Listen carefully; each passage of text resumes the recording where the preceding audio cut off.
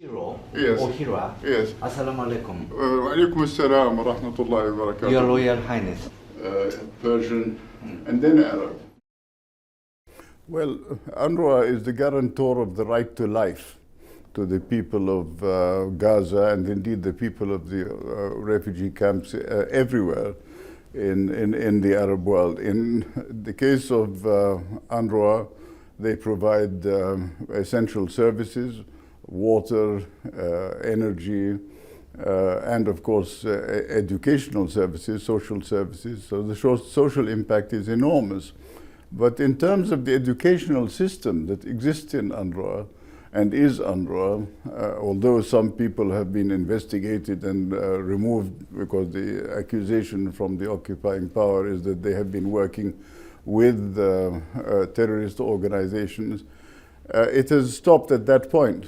But UNRWA was created in 1947 as United Nations Special Commission on Palestine took the decision that for relief works, UNRWA should be created and operationalized. If they want to change UNRWA, that is to say the international community, what is next is what they should be considering, because who is going to take over the funding of UNRWA? Is it going to be the government of Israel spending directly on the Palestinians? Actually, Japan has been helping the Palestinian people, not only in Gaza, but the West Bank as well. Yes. What do Your Highness think Japan or other international community can do? Well, we look at Japan in terms of post-war reconstruction and development as a model. We look at Japan as a country that is unequivocal when condemning the arms race and indeed the weapons of mass destruction. And I would like to say that at the moment we are living in a world where we have weapons of mass destruction, weapons of mass destruction, that is to say local politics, climate change, the rise of the extreme right and the extreme left. So we are actually distracted from the basic issue that 17,000 children have been killed in Gaza, and of course this war is becoming a war about kids and not about terrorists.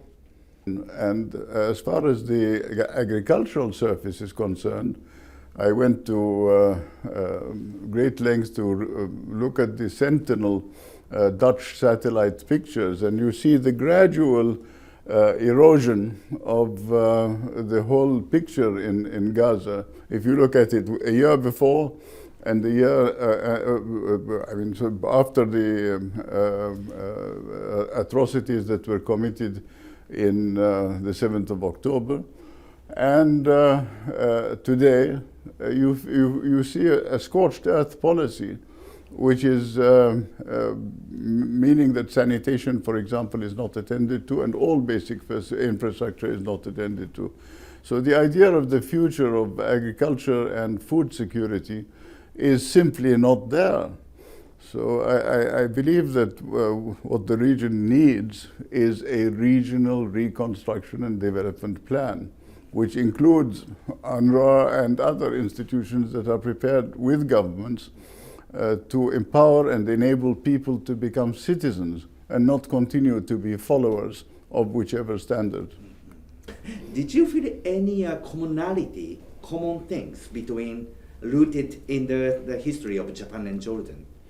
I think there's a lot of commonality in terms of the traders who came from our part of the world and passed through the Straits of Malacca on their way to Japan and China, and on the way back again through the Straits of Malacca.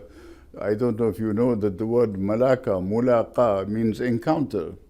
So these exactly. So these traders were extending Arab culture.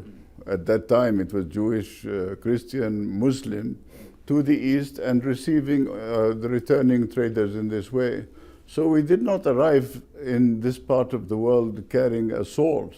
We arrived here to trade and to exchange ideas.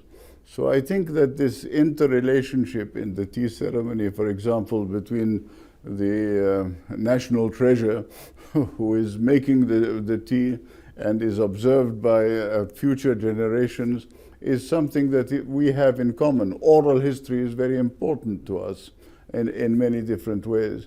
And I think that we have the spice route, the silk route, the routes of pilgrimage, but the time has come maybe also to develop a route of ideas. So tourism is not just going and seeing, but also interacting, and that is where the young have a big role to play.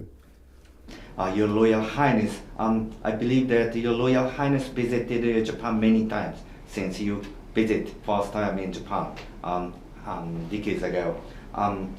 May I ask which place has left the deepest impression on you? Additionally, how have you perceived the change in Japan since you first visited?